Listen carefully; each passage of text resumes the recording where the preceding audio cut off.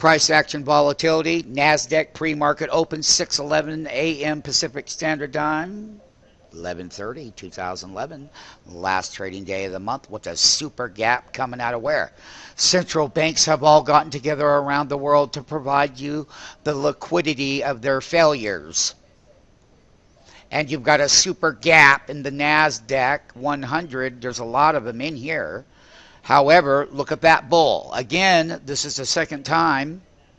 The reason why is because everything got fixed a few moments ago when the Federal Reserve came out in the United States and had made an announcement.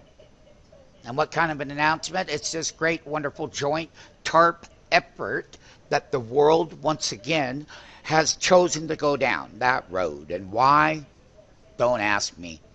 I know why, so I can tell you why.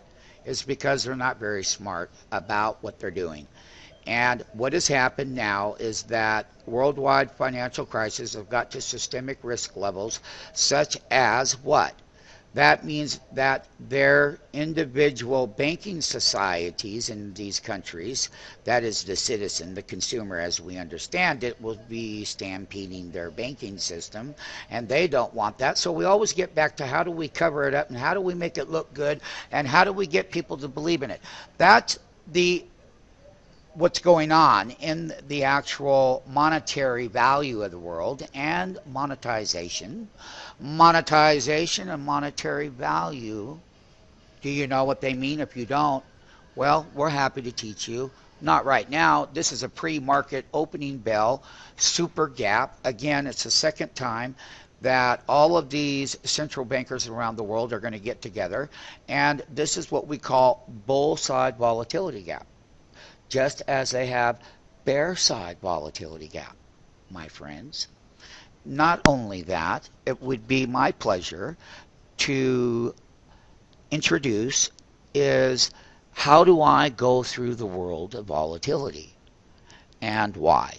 Well, if you want to learn that, info at stockmarketfunding.com. Back to the pre-market gap. Is that Google is up $14. There's our price line. We told, hey, $18. Look at the markup. It's a pre-market futures. It's artificial. No one's buying and selling a lot of volume. Heck, you got 35,000 volume. It's about identical to the first gap that we had on the European news that started on what? We went into a half-day closing Friday, and that Monday morning we woke up. Today just so happens to be Wednesday. We got better unemployment numbers. We got all the stuff.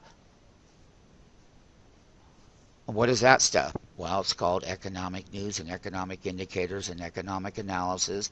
And how do I read through that tape? Well, we'll be happy to teach you that. Info at stockmarketfunding.com. Back to the pre-market futures gap. Is let's take a look at 597. Let's take a look at 582.93. We do have MMTs in this position. And I believe that their position is what?